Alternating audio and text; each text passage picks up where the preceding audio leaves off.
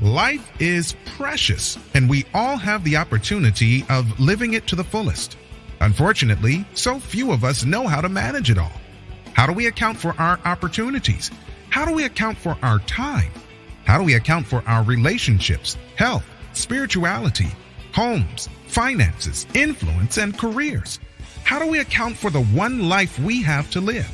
I am so glad you asked. In this program, you will find answers to all of these questions and more. Welcome to the Account for Your Life podcast with your host, the healthy accountant himself, Jay Moore. What's happening, everybody? And good morning. I'm going to welcome you back. And guys, here's what we're talking about today. Change is nearly impossible. And here's why. I'm going to share with you today why when you decide or when you want to do something, it just seems like, man, I just can't, it's just not working. Things just doesn't seem to be coming to fruition. I'm going to share with you kind of what's been implanted, if you will, and kind of like how we have to start looking at removing what's been implanted so that the change that we're looking for, we can actually get it. So guys, man, last week we went on we did 7-day tests. And the test is still going on, just so you know, the test is still going on. I just decided to just kind of move on and just continue in our regularly scheduled program, which is the Account for Life podcast, and just having a podcast every day. And as things change, we update you. All right. So what is change? Change is something that, one, we actually can't get around. So one part of change is that we can't get around change, because you're either changing for the good or you're changing for the bad. It means basically what I'm saying is you could be, hey, I'm looking to go towards, hey, I'm going to New York, right? If I was going to New York, then I would, one, get in my car and go. But what if you actually was headed to New York, but you didn't know you was headed to Atlanta? What if you didn't know you was headed to Charlotte? What if you didn't know you was headed to Miami or Orlando, but you said, well, I'm going to New York, but you never get to New York. You're like, well, New York was only, from here, it's like 4 hours, maybe from you it's a few hours. You said, so, well, it's taking me about 10 hours. It's taking me 2 years. Why haven't I got there? Good question. Why haven't we gotten there? But in the Word of God, back in Exodus, when God took the Israelites, where did he take them out of? He took them out of Egypt. What were they in? They were in bondage. They were in slavery. See, this is the point here. They were in slavery. And because they were in slavery, think about the mentality that a slave has. Think about the mentality that a slave has. The slave is accustomed to, one, hard labor. The slave is accustomed to being told what to do. And the slave is accustomed to pretty much getting everything they need that just is given to them, because they're not working for money. The slave is just thankful that they have food.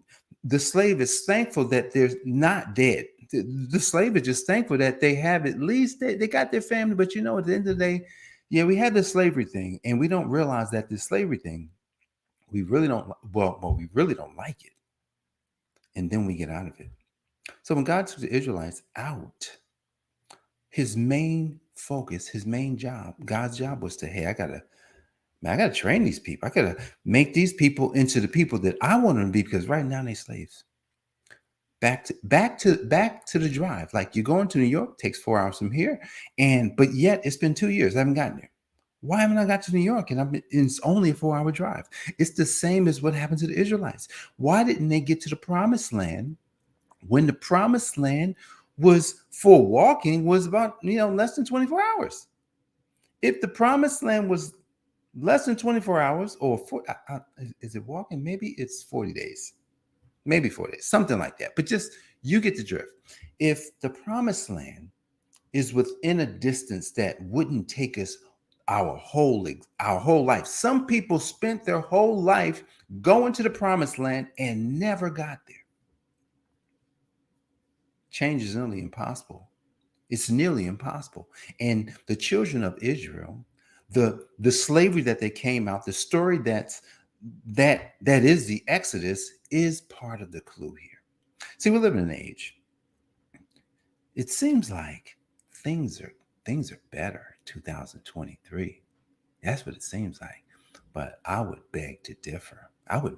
Things are not better in 2023. Yeah, we got these phones and these we can access things all around the world and we have all this technology. But I would guarantee you that back in 1989, when I graduated from high school, was a better time. Way better. It was more carefree. It was more almost like more fresh airish. I feel like the air was way better.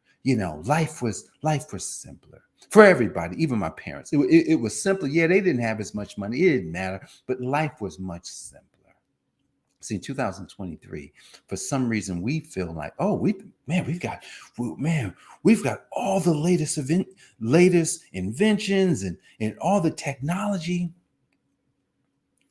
But here's the thing. Who would want to say they lived in this time when, quote unquote, it was one of the greatest times to be living, and yet you never got to where you were going? Think about this. I never got to where I was going. Man, I was headed down this road. I had this big vision, but I never quite got there. And my kids never got there. What happened? See, in the Word of God, it says that, look, God had to kill off. He had to allow those who were standing in the way. He had to allow those who were standing in the way of progress to die off before he would even enlighten them to go in the right direction so they can get out. So maybe that's kind of similar how the time is today. It's a really good time to be living. And here's the thing. Why is change nearly impossible? Here's why. We were all subject to a slavery. We've all been subject to slavery. And I'm not talking about the slavery of the Negroes. I ain't talking about that kind of slavery. I'm talking about we've all been subject to slavery right in our heads, right in our spirits, right in our minds. We've been broken, and we've been put into a box that says who we are, but yet, and I know, no, this is not who I am. This is not who I want to be. But change is nearly impossible, because when that ideology has been planted and just replanted and just overplanted and just constantly banging on us, you have no self-awareness to say, you know what? I don't know. That ain't even right. I guarantee you, if everybody knew the purpose of the school system, if everyone knew the purpose of the school system from the very root of the matter, even the teachers, they'd be appalled. You'd be like, wait a second, this was all for control. This was all for the creation of a military person, or it was all for the creation of people who would just go into the industry and just pretty much work in the factories. This was all for the creation of people who would go and sit at the desk of the largest corporations, so that we can have the same type of people. They set up a program so they knew exactly what people were going to come out at. Wherein, if we just go back 500 years, there was nothing like this. So when we consider the time, like, wow, wait a second. I want to be an entrepreneur, but that's too risky, when that's all it was entrepreneurship. Until all of a sudden they said, well, you know what, if we tell them to go into these particular fields, if we tell them to, pretty much we'll have a job for them. If we tell them that, you know what, if you work for us for 40 years, then we'll take care of you at the end. But we're finding out that that's all false. I look at my parents, and especially my dad, because my dad was born, he was born in 41.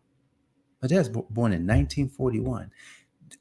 So his context for life is so different, even though he's living now. but he's having all these regrets, and he's looking back, and and it's almost like he can't even reconcile. One, because he thought he found something. He thought he found something in religion, because religion sold him something that even that was false. What? Even religion sold the wrong thing. It's nearly impossible to change, because the things that we purchased, the things that we allowed in to pretty much which you hadn't, there was nothing you could do, because we were culturized, we were colonized, we were told who we were going to be. We were told, right? There are so many things. I remember, and me and my brother was talking about this weekend.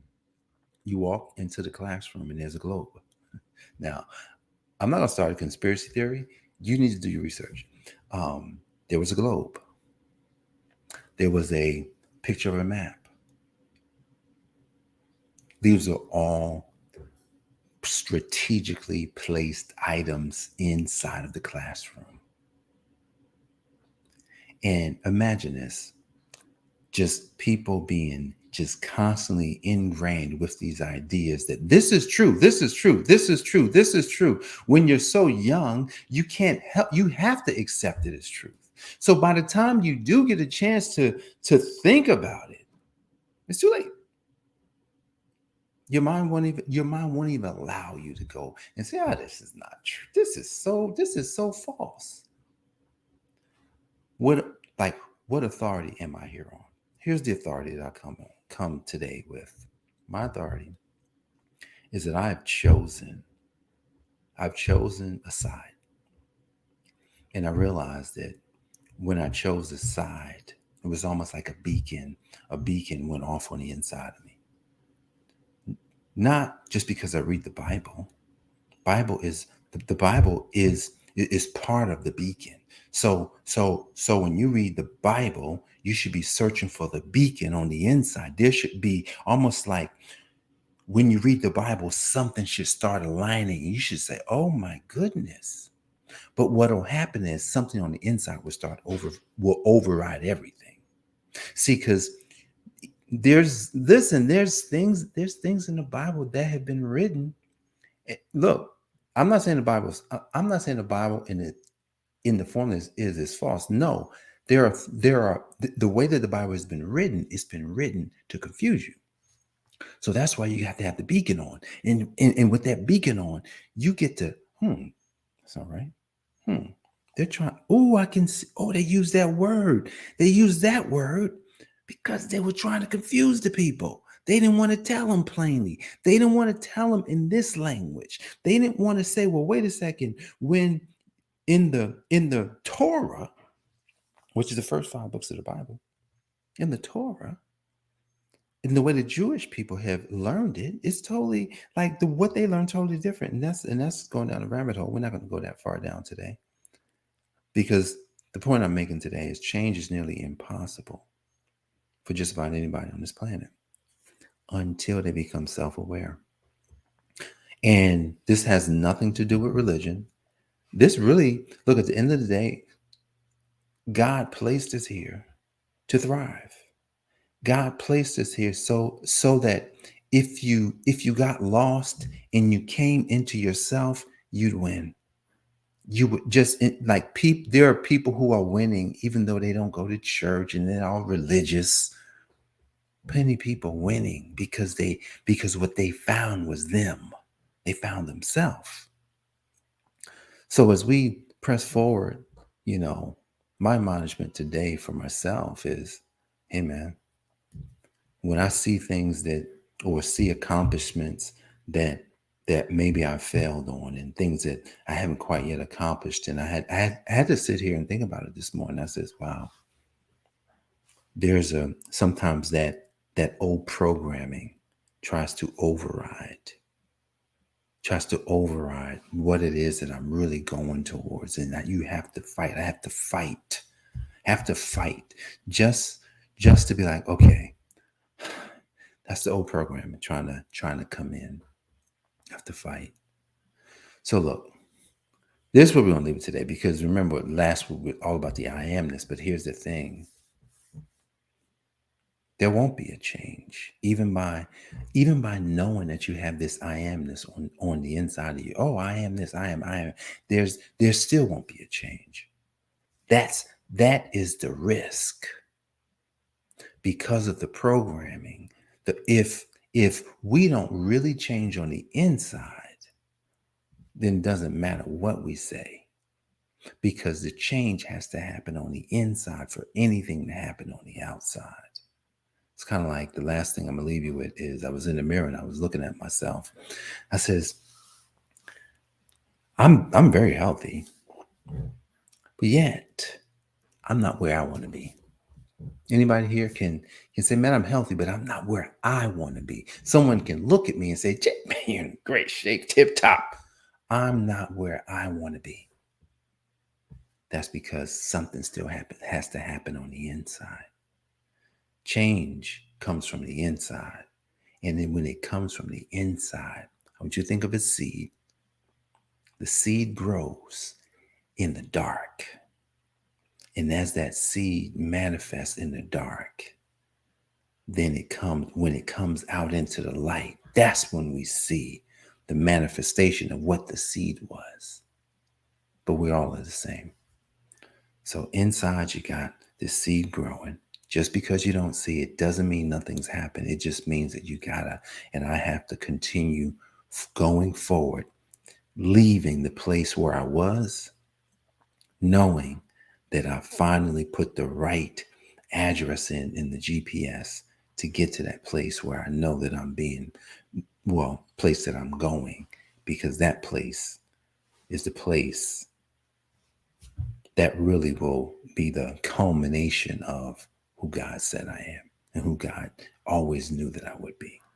So look, change is nearly impossible, but here's the thing. You can change when you change on the inside, and from the inside, it'll come to the outside. So guys, I appreciate you for joining me for this episode of the Account for Life podcast.